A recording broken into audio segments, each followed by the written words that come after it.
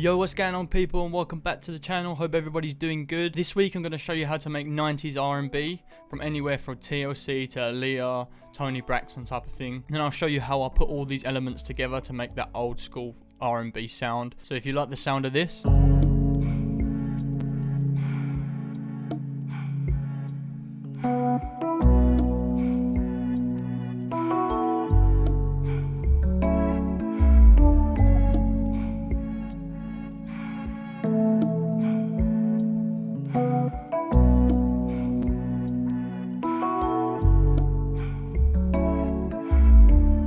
if you like that, stick around. My Instagram's going to be on the screen, and let's get straight into this. A lot of 90s R&B involve a lot of electric pianos. So I've got this piano here. It's just the Keyscape Road. It's the Lush one. It just gives that nice little bit of saturation on it. And this is how it sounds.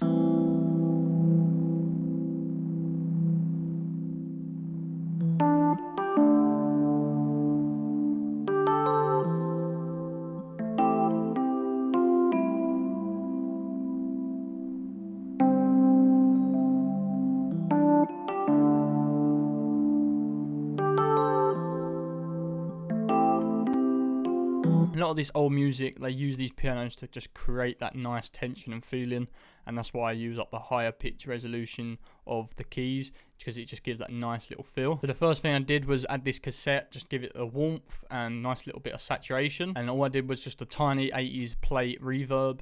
Just brought down the width a little bit. I didn't want it to be too heavy because it was quite reverbed as it is. And then I just boosted and took out some frequencies that I just thought were in the way. So the next thing I wanted to add, and what is in a lot of 90s R&B, is string sounds, and they sound like this.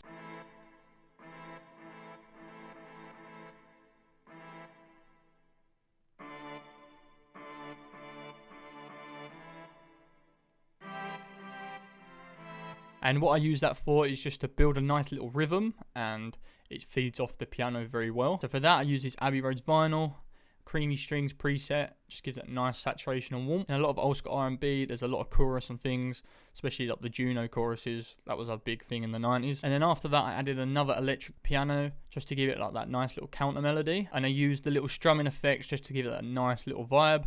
And here's what it sounds like.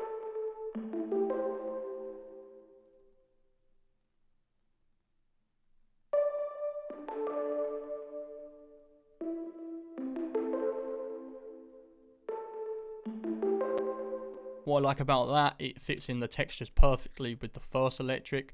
That one was a little bit more higher, this one's a little bit more lower in the frequency range, so it just fits together and molds together perfect. And as I said, during no chorus, that's what I put on it. Then I just use the reels, just give it that distinguished old feel. Took out some lows, as I said, register's quite low and needed to just take a little bit out so the bass could fit. Tiny reverb, I didn't want it to be big in size, but give it quite a bit of a decay because I wanted it to be a little bit more wider, just give it that nice little like jazzy R&B feel. So in a different part of the sample, I just wanted to give it like a more high pitch resolution piano, just a bit of more of a counter melody, so it sounds like this.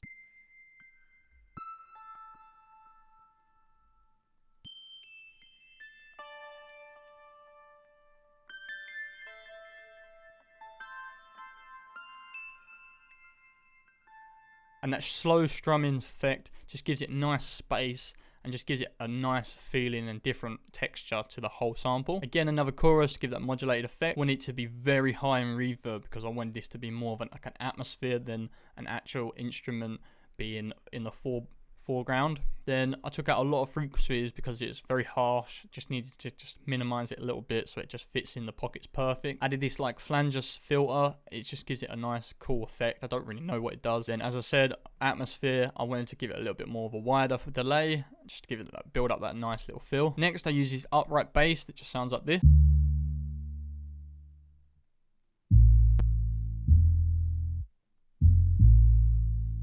And all that does was just feed into the rhythm a little bit more and just help give it a nice little lower tone. Then for the EQ, I took out quite a lot of highs and lows. I just wanted it to be very minimal and just get that nice core bass. Then for the second bass, I just use this downflow, and it sounds like this. The reason why I use that is because it feeds into the next chord very well. So the next thing I wanted to do is, in these samples, there's a lot of like perks, and I wanted to give it a nice percussion, just give that feel the rhythm, and just fill in the blanks a little bit more. So here's the drums dry, this is what I made.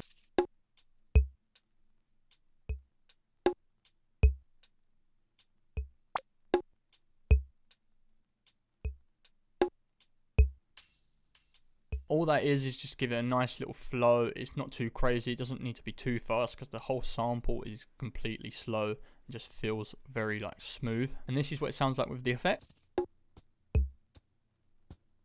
So the first thing I did with these was add this compressor just to make them very more tighter, just give it that natural feel. Then I use another vinyl drums mixed to live preset, just gives it another natural feel. Then I use this JJP like perk compressor and it just gives a nice little tone and airiness to the drum. Then obviously I just EQ'd out all the bits that I just felt was too much. Then I added more percussion that just sounds like this. Then again, more feel and just feeds into the sample nice. So with the sample, I felt like I needed to paint a picture a little bit more, give it a little bit more of like a distinguished sound and give it that old element. So I just recorded myself breathing and it sounds like this.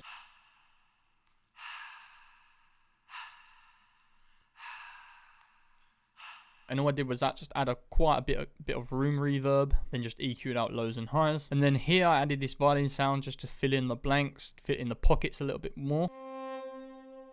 And all I did was just put a quite heavy reverb on that. Then for the second half of the sample, I did another percussion that just sounds like this.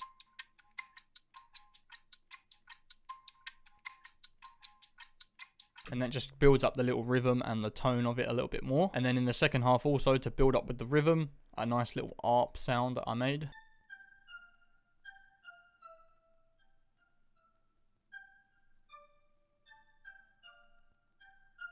Then again, I added another Juno chorus to just give that modulated effect, make it sound very vintage. Phaser, just give it another warped like depth. Reverb as usual. And as you can see here, after the second part, I just added the low high. The low high was just to filter out the higher pitch a little bit more. And once I exported, I just brought it down 3 semitones and it sounds like this.